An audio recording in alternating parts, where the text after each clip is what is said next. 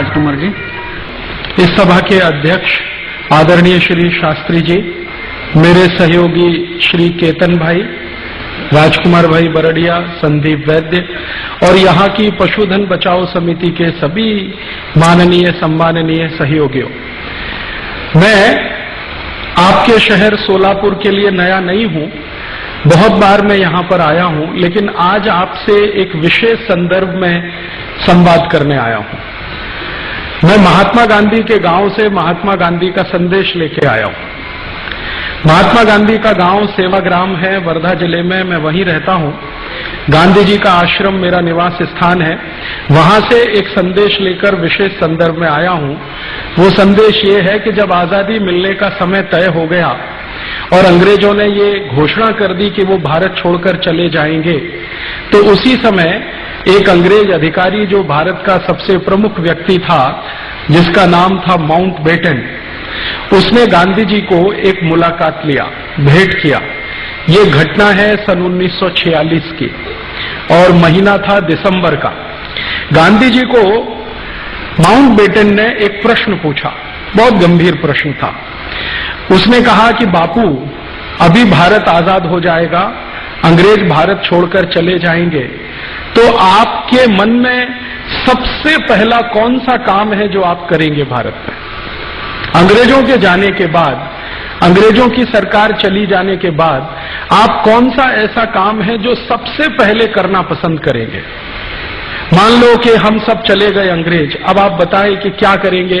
राजकारण ठीक करेंगे, अर्थव्यवस्था ठीक करेंगे, भारत के नेताओं को जो नैतिक रूप से कमजोर हैं उनको दुरुस्त करेंगे, शिक्षा व्यवस्था ठीक करेंगे, खेती व्यवस्था में काम करेंगे, क्या करेंगे सबसे पहले?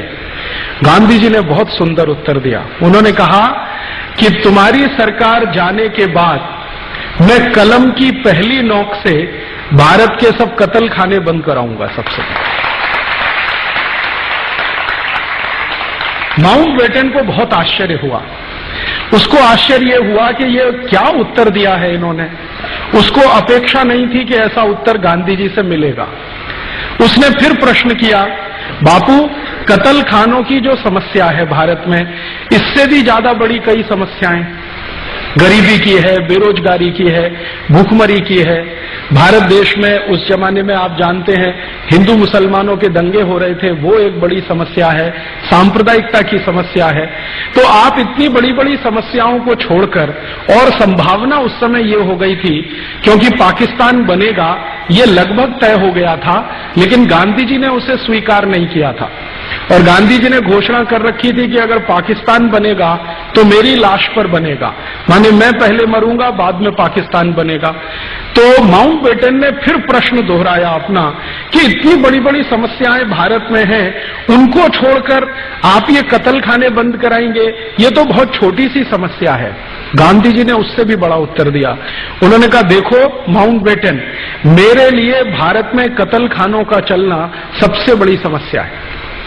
और अगर अंग्रेज ये कहें, अंग्रेजों के लिए वो कह रहे हैं कि अगर अंग्रेज ये कहें कि भारत की आजादी और कत्ल खानों के बंद होने के दोनों में से गांधी जी कोई चुनाव करें तो, माने अंग्रेज अगर मुझको ये कहें कि या तो भारत की आजादी ले लो या कत्ल खाने बंद करा दो, तो मेरा चुनाव होगा कि कत्ल खाने पहले बंद होने चाहिए, आजादी बाद में आ जाएगी। फिर माउंटबेटन ने आखिरी बार एक और बात पूछ लिया कि आपको ऐसा लगता है क्या बापू, ये कत्ल खानों के बंद हो जाने से भारत की सब समस्याओं का समाधान हो जाएगा?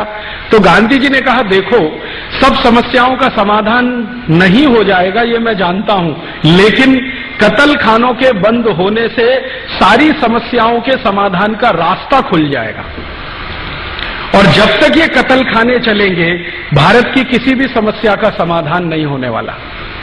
ये बात गांधी जी और माउंटबेटन के बीच की है।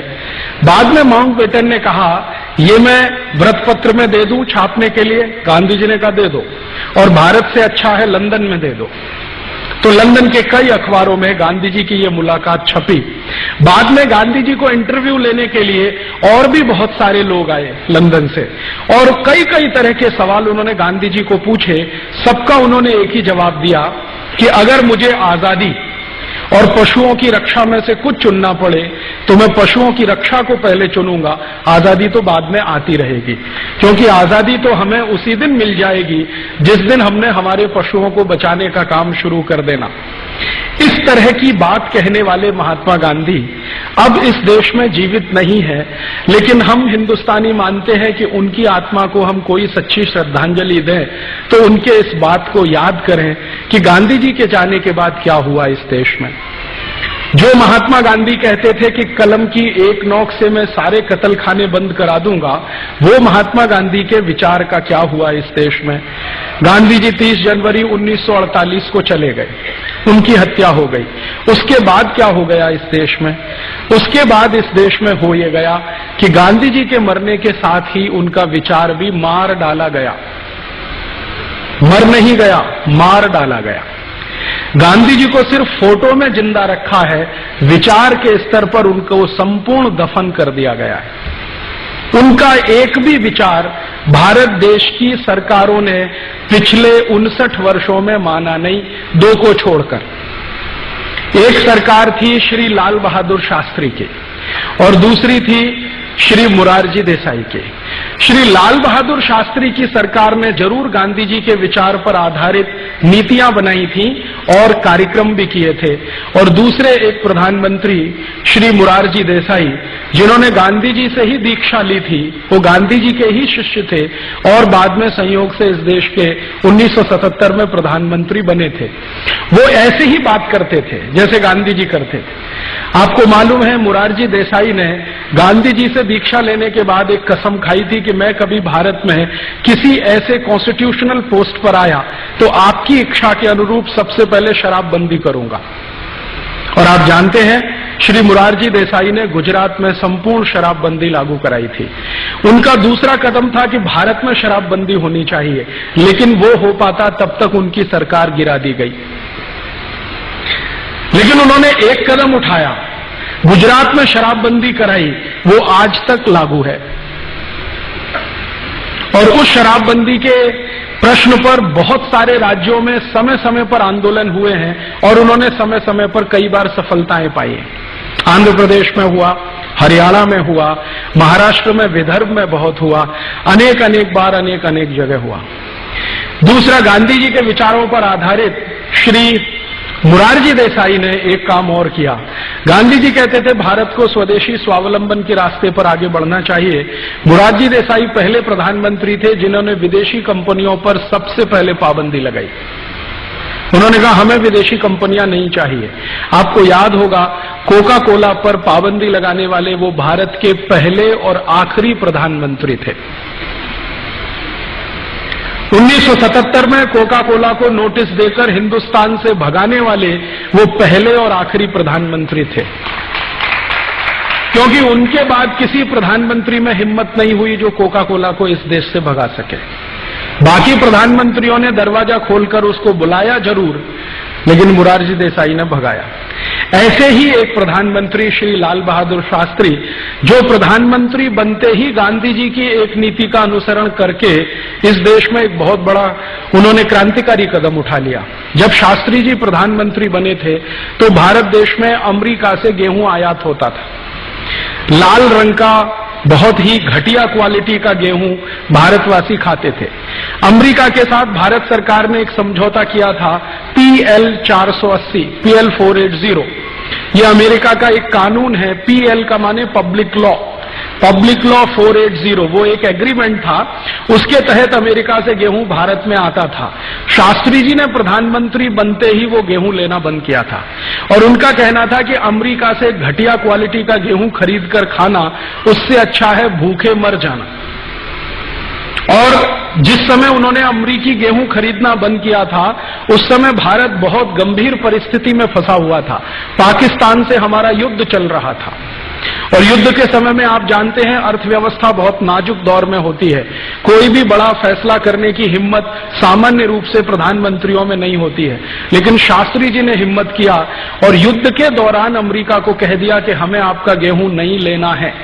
तो अमेरिका ने थोड़ी धमकी दिया था कि अगर आप हमारा गेहूं नहीं खाएंगे तो आप भूखे मर जाएंगे। तो शास्त्री जी ने कहा ठीक है, हमें भूखे मरना आता है बनिस्बत की अपमान के साथ अमेरिका का गेहूं खाना। और उस समय जब गेहूं लेना बंद किया तो भारत में गेहूं की कमी हो गई।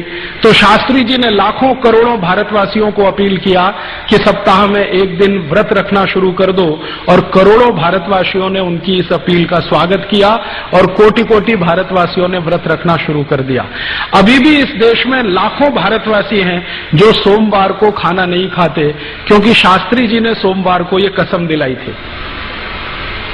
ये दो प्रधानमंत्री बहुत अच्छे हुए इस देश में, लेकिन दुर्भाग्य दोनों का ये था कि किसी की भी सरकार 5 साल के लिए नहीं चली। शास्त्री जी की सरकार 5 साल नहीं चल पाई, मोरारजी देसाई की सरकार 5 साल नहीं चल पाई। जो ये दोनों 5 साल चल गए होते तो आज ये कत्लखानों का प्रश्न हमारे सामने नहीं होता। मोरारजी देसाई ने तय किया हुआ था कि वो 3 प्रश्नों को हल करेंगे, शराबबंदी का, कत्लखानों का और भारत देश में गरीबी बेरोजगारी का। लेकिन आप जानते हैं 22-23 महीने के बाद ही उनकी सरकार गिर गई। शास्त्री जी की सरकार तो 18 महीने के बाद चली गई, क्योंकि उनकी हत्या हो गई। वो गए थे ताशकंद एक समझौता करने पाकिस्तान से दोस्ती का, लेकिन वो जीवित वापस नहीं लौटे। तो ये दो प्रधानमंत्रियों ने पूरी ईमानदारी के साथ इस देश में गांधी जी के विचार को जीवित करने का और उसको क्रियान्वित करने का प्रयास किया, बाकी किसी ने नहीं किया। अपने को महात्मा गांधी का सबसे अच्छा शिष्य बताने वाले पंडित जवाहरलाल नेहरू ने तो गांधी जी के सपनों का 1% हिस्सा भी इस देश में पूरा नहीं किया। गांधी जी और पंडित जवाहरलाल नेहरू के विचारों में बहुत मतभेद था, लेकिन गांधी जी की यह महानता थी कि उन्होंने उस मतभेद को कभी जनता के सामने नहीं लाया। अगर जो ला दिया होता तो पंडित नेहरू प्रधानमंत्री कभी बन नहीं पाते इस देश। 1937 का लिखा हुआ महात्मा गांधी का एक पत्र है पंडित जवाहरलाल नेहरू के नाम। उन्होंने कहा कि मेरे और तुम्हारे विचार इतने विपरीत हैं कि मैं कभी कभी चाहता हूं कि जनता के सामने इनको खोल दूं, ताकि लोगों को पता चले कि नेहरू क्या है और मैं क्या हूं। तो नेहरू जी तुरंत गांधी जी के पास पहुंचे और कहने लगे, बापू ये समय नहीं है उन विचारों को खोलने का, अभी तो पहले आजादी लेनी है, आजादी आ जाए उसके बाद ये सोचेंगे। लेकिन आजादी आई, उसके बाद वो विचार लोगों के सामने नहीं आए। नेहरू जी और गांधी जी में बहुत बड़े मतभेद थे, उसमें एक मतभेद ये कत्लखानों के प्रश्न पर भी था। दूसरा मतभेद अंग्रेजों के द्वारा बनाए गए नियम कायदे कानूनों पर था। तीसरा मतभेद अंग्रेजों की प्रशासनिक व्यवस्था पर था। चौथा मतभेद भारत देश की गरीबी बेरोजगारी की जो परिस्थिति है उसको ठीक करने के प्रश्न पर था। ऐसे बहुत सारे मतभेद थे, लेकिन नेहरू जी थोड़े चालाक आदमी थे, ज्यादा चालाकी करते थे। होशियारी में और चालाकी में थोड़ा अंतर होता है। होशियार होना बहुत अच्छा माना जाता है, चालाक होना अच्छा नहीं माना जाता। चालाकी क्या करते थे, जब ही देखा कि बापू नाराज हो रहे हैं अपने को विड्रॉ कर लेना, क्योंकि उनको मालूम है कि बिना इनके आशीर्वाद के मेरा कोई इस देश में न भविष्य है न वर्तमान है। भूतकाल तो ऐसा था नहीं कि जो देश के लायक वो कुछ हो पाते। वर्तमान और भविष्य गांधी जी ने उनको बना दिया, क्योंकि उनके ऊपर हाथ रख दिया। बहुत सारे भारतवासी मानते हैं कि पंडित नेहरू को गांधी जी ने आगे बढ़ाया। ये बात आंशिक रूप से सच है, लेकिन उससे बड़ा सच ये है कि पंडित जी की विचारधारा और गांधी जी की विचारधारा में जमीन आसमान का फर्क था। आपके सामने अभी संदीप भाई ने जब ये बात कही, पंडित नेहरू ने एक लाहौर में भाषण दिया था, एक कत्लखाना खोला था अंग्रेजों की सरकार ने। अंग्रेजों की सरकार ने भारत में 250 साल के शासन में 350 कत्लखाने खोले थे। सबसे पहला कत्लखाना उन्होंने कलकत्ता में खोला था। रॉबर्ट क्लाइव नाम का एक अंग्रेज था। 1757 में जब उसने कलकत्ता को जीत लिया, तथाकथित रूप से जीत लिया, युद्ध के मैदान में नहीं चालाकी के साथ, वो कहानी आप सब जानते हैं। सिराजुद्दौला उस समय बंगाल का राजा था और रॉबर्ट क्लाइव को लंदन से भेजा गया था कि सिराजुद्दौला को पराजित करना है और बंगाल में अपने राज्य की स्थापना करनी, अंग्रेजी राज्य की। अब मुश्किल ये थी कि सिराजुद्दौला के पास 18,000 सैनिक थे, रॉबर्ट क्लाइव के पास मुश्किल से 300 सैनिक थे। 300 सैनिक 18,000 का मुकाबला नहीं कर सकते, ये रॉबर्ट क्लाइव जानता था।